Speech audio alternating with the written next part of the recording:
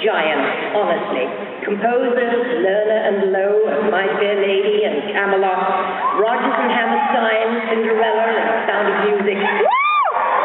George Gershwin sadly passed away before I came to Broadway, and although I never had an opportunity to work directly with his brother, Ira, I did record several of his songs, and one in particular that he wrote with Kurt Weill entitled My Ship, which is from Lady in the Dark, a musical that was directed by my dear friend, Moss Hart, who directed me in My Fair Lady and Camelot, if you can follow that line.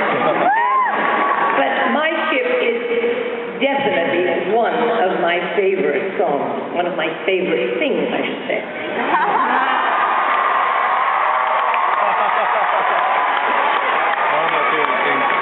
For me, singing has always been about the lyrics and the ability to evoke images from words and melodies.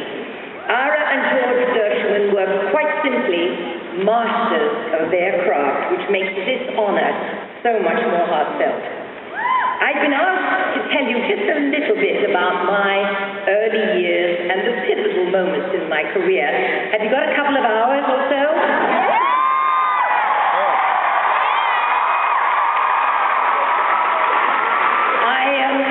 I grew up in Walton-on-Thames, which is a little village in England, about 20 miles south of London. I guess somebody up there knows it very well. My father was a teacher, and it was his influences that led to my lifelong passion for reading and for words. He taught me to read, sharing his love of stories and poetry with me, and his appreciation for the beauty and the power of language. Now, my mother and my stepfather were in vaudeville. He was a tenor who sang everything from grand opera arias to ballads to Elvis Presley-type popular songs, which he accompanied himself on the guitar, and my mother, who was a fine, fine pianist, accompanied him at the piano. My stepfather decided to give me some singing lessons to keep me quiet, so to speak, as my school had been shut down due to the escalation of World War II, and I suppose I was horribly underfoot, and he wanted to make sure that at least part of my day was occupied. And I think probably he wanted to get a little closer to this stepdaughter who was about 7 years old and who didn't like him very much at that time. Well, my parents discovered that I had a freak 4-octave voice. I was one of those child brats who could sing the hell out of an aria, you know.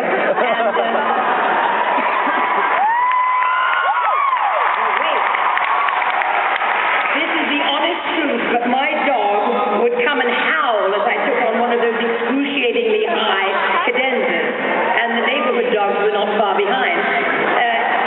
It wasn't long before, after the discovery of my voice, my parents asked me to be part of their vaudeville act. So we were a threesome, Ted, Barbara, and Julie Andrews. So there I was, by the age of about 10, launched on a rather wobbly professional career and touring time and again all over England. I was learning to cope with every kind of theater situation, the audiences, the drunks in the balcony on Saturday night second house, the small pit orchestras that really didn't play in tune that often, the landladies, good and bad, but best of all was standing in the wings 2 shows a night, and sometimes a matinee, watching all those wonderful vaudeville performers strutting their stuff. Kind of like the performance you're enjoying this evening. Although I do hope there aren't too many drunks in the balcony tonight.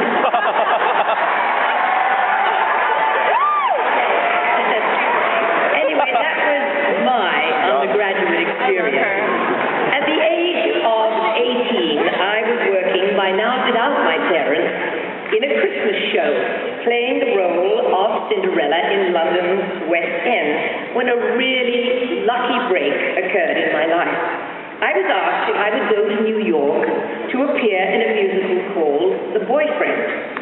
Well, now, I was thrilled at the chance and at the offer, but the idea of traveling alone all the way to New York and being stuck there in a 2-year contract, which is what they were offering, without seeing my family for all that length of time, was simply too frightening a concept for me. None of my family could afford to come on over. I couldn't afford to ask them over, so it seemed very daunting.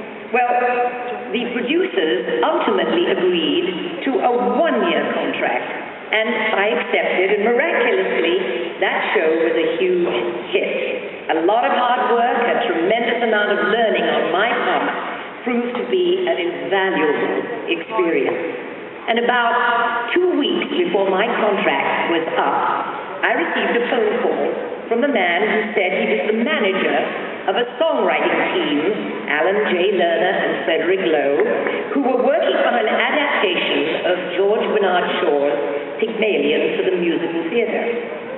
Well, 3 months later, after a brief visit home to my family in Swansea-on-Thames, I again found myself swinging back to New York City, this time to appear in My Fair Lady.